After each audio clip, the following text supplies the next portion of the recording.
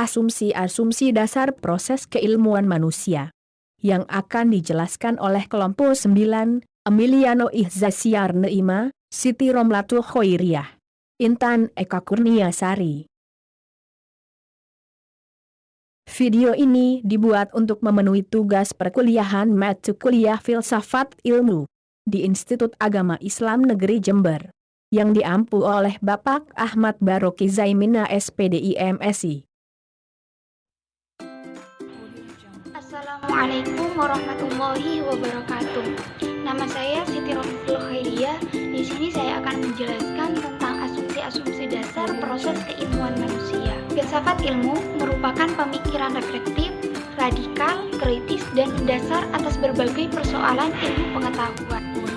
Filsafat ilmu menjadi sangat penting, yaitu untuk melihat rancang bangun keilmuan atau asumsi-asumsi dasar proses keilmuan manusia. Maka dari itu, pada dasarnya suatu ilmu terdiri dari 3 unsur, yaitu subjek, objek, dan pertemuan antara keduanya. Yang mana dari pertemuan keduanya melahirkan aliran-aliran kefilsafatan yang telah dipopulerkan oleh para filsuf. Secara ringkas ada 4 aliran kefilsafatan, yaitu rasionalisme, empirisme, kritisme, dan intuisionalisme. Aliran filsafat yang pertama yaitu rasionalisme.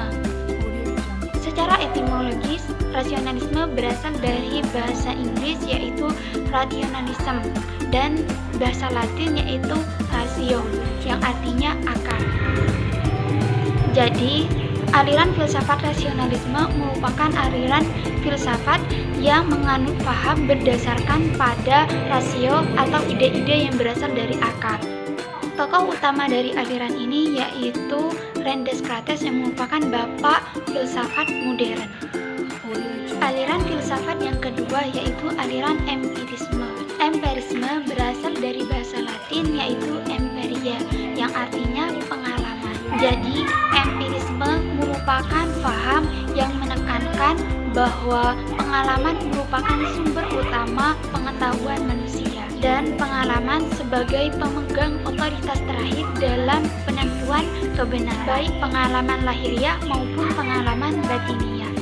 Aliran filsafat empirisme ini bertolak belakang dengan aliran yang pertama yaitu aliran rasionalisme. Jika rasionalisme mengedepankan akal sebagai sumber pengetahuan, maka empirisme mengedepankan pengalaman sebagai sumber pengetahuan manusia. Tokoh utama dari aliran ini yaitu Francis Bacon.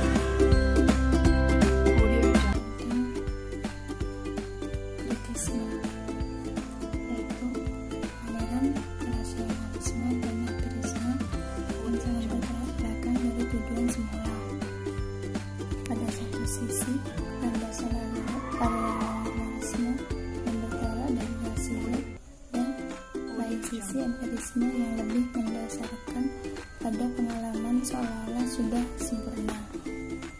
Padahal tawaran kedua tersebut bukan menjadi jawaban yang tepat. Bagi Kant, dalam pengalaman indrawi selalu ada 2 bentuk a priori, yaitu ruang dan waktu. Kedua-duanya berakar dalam struktur subjek sendiri. Memang ada suatu realitas terlepas dari subjek yang mengindra, tetapi realitas tidak pernah dikenalinya. Kita hanya mengenal gejala-gejala. Yang kedua yaitu teori kritisme oleh Immanuel Kant, juga dijelaskan dengan sangat gemilang. Kant yang hidup pada puncak perkembangan abad pencerahan sangat dipengaruhi oleh paham rasionalitas.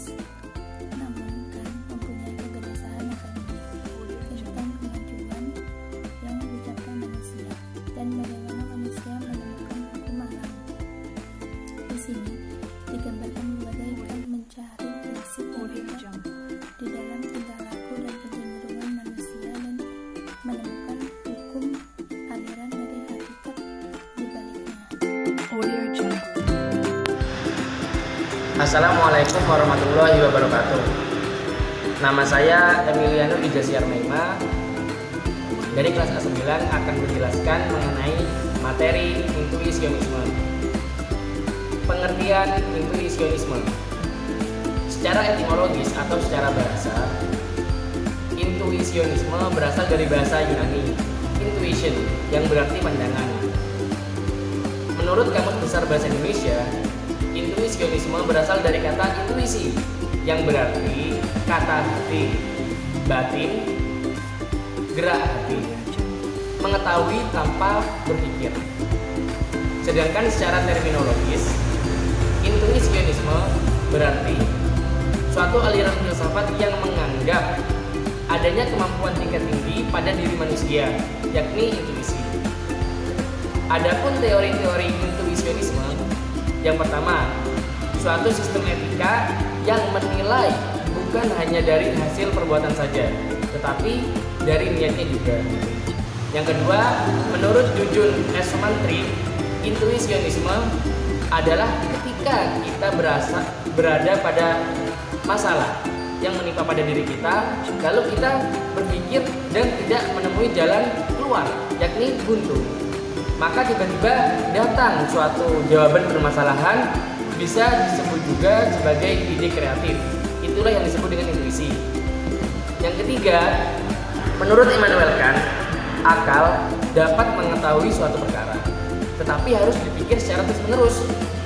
Sedangkan intuisionisme berasal dari hati, mampu menafsirkan semua perkara tanpa berpikir, dan tidak terhalang serta tidak dibatasi oleh jarak dan waktu. Apabila aliran rasionalisme itu menggunakan akal dan juga indera, tetapi intuisionisme menggunakan hati untuk mengetahui kebenaran filsafat. Adapun tokoh dari paham aliran intuisionisme seperti Louis Ares Bergson dan juga Aaron Levy. Sekian dari saya.